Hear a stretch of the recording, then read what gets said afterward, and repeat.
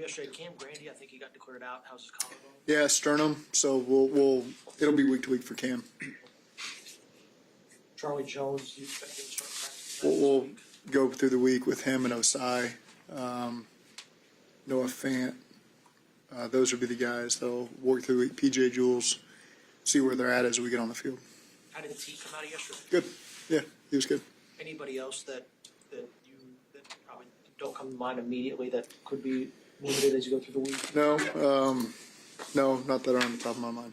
Maybe in a holiday week, how does that affect your schedule? Yeah, it's more like a post-Monday night game week for us. What made yesterday and everyone gets a game ball game? Just proud of the way the guys responded all week. You know, it's as a coach, you can always worry this time of year, you know, when you're out of contention, how guys handle it.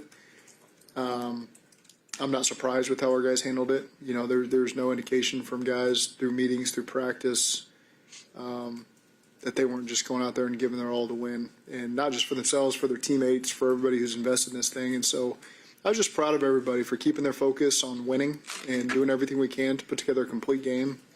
And so just really proud of everybody that was a part of it. What stood out about how Marius is progressing? I think he's learning every week, you know, and so his football IQ is high and growing, you know, and how guys are going to try to rush him and what we're trying to accomplish in the run game. And I've just been really impressed with conversations and hearing him talk over the course of the season. Maybe just something I just didn't notice as much last year when he was a rookie, but this year you really feel that. And I think it's good for him to be around a bunch of veterans that are helping grow that. Playing next to Dalton is good for him as well. But just really impressed with Marius and how he's handled this season in his second year and just continue to get better and better. And I have a ton of confidence over there in him, protecting one-on-one, understanding the run game. It's just been fun to be around him this season. People talk about cornerstones, you know, future cornerstones and all that. Literally, DJ and Dax, what do they give you back there? I mean, is that a cornerstone? They're doing a great job. You know, both those guys, athleticism, extremely high. And I just think both in their own ways. You know, Dax has been playing outside, you know, these last couple of weeks and just got a lot of confidence in those two guys. And then JD stepping in at nickel. JD's playing at a high level inside as well. So it's just been fun to watch that trio of corners really just progress as a group there and got a lot of confidence in those guys. I don't know if this is the right term, but like Dax called for like setting the edge, forcing guys inside against the run yesterday. Yeah. And then some of his tackles as well. What does that show you? Well, he's always had that physicality and athleticism. That's something that we've always been high on. You know, it felt like he was really playing well before the ACL, you know, and so, again, it takes time to come back from that. So you're starting to see that confidence, athleticism come back, and probably dodged a bullet there on the perimeter toss. You know, he didn't make contact going low. That could have been a penalty, so that's got to be something we're aware of. That's going to be careful on our end. But he's been a really good tackler. And so, again, continue to grow at that position. What do you think the characteristics you see prominent most that you guys can build on defense next year? Well, I think, you know, we've always wanted to be a relentless defense, something where the effort flies off the tape and you see guys swarming the ball. So I think those are things, when I watched the tape yesterday, is you see everyone in the picture, everyone after first contact trying to get in the mix, make sure the ball carrier gets down. They got the one run on us. That was a big run. And you can't excuse that because we got to get them on the ground. We had opportunities to do it, could have knocked it down. We didn't. They scored a touchdown. But you look at the mixture of runs after that, and they're tough. They scheme your runs up. They give you a lot of different looks, ton of different personnel groupings. I thought our defense did a great job getting that run game settled down and minimized to where in the second half, you know, you got to make them throw the football, and we were able to get the ball off of them that way. So just overall really impressed with the growth of our defense and how these guys have responded. They understand the scheme. The communication has been really good. And again, you know, taking the ball off people, you know, so there's that confidence, the scoring there as well. And so it's been fun to watch. It seemed like the defensive line had a pretty good game yesterday in terms of containing the run between the tackles. They're doing a great job playing with their hands, understanding the techniques we're asking them to play. And And so again, you're just seeing guys grow, a ton of guys grow. Getting Shamar back was fun to watch yesterday. I thought Cedric played a good game yesterday. Miles continues to have a really good season right now with where he's at. And so again, it's just, and there's guys I'm not even naming. I thought everybody played really well yesterday. So just fun group to watch them continue to grow and ascend, and that's all we're asking for them right now. Just get better every single week and minimize your mistakes, and we're seeing that from those guys. I think after the game, Higgins said he saw specialists to go. When did you go see that? Thursday morning.